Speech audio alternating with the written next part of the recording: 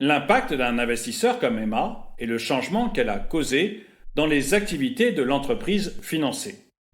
On peut ainsi dire qu'il s'agit de l'effet que les actions de l'investisseur ont eu sur les décisions de l'entreprise, et par ricochet sur la société et l'environnement.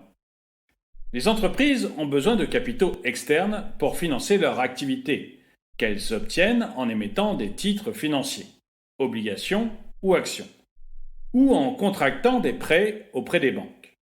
Par ailleurs, les entreprises ont des actionnaires qui détiennent une part de capital et qui ont une influence sur leurs décisions.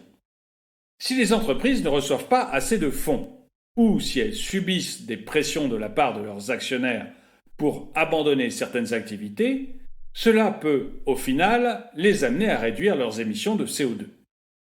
Mais attention, il est très difficile de mesurer l'impact qu'un investissement a précisément sur les activités d'une entreprise. Par exemple, si un fournisseur d'énergie ferme une centrale à charbon, on peut facilement quantifier l'impact de la mesure en termes de CO2. En revanche, mesurer la part de responsabilité d'Emma dans cette fermeture est extrêmement complexe, car celle-ci est noyée parmi d'autres facteurs. En effet, Emma a certes réalisé des actions pour pousser l'entreprise à fermer sa centrale, mais d'autres financeurs, des actionnaires, des porteurs d'obligations ou des établissements de crédit en ont peut-être fait de même. Et d'autres facteurs ont également pu jouer un rôle.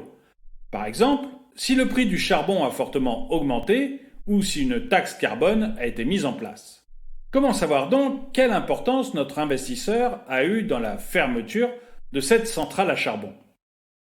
Comme nous venons de le voir, prouver l'impact d'un investissement est extrêmement complexe. Et il faut donc rester particulièrement vigilant pour ne pas être trompé par des affirmations d'impact non fondées.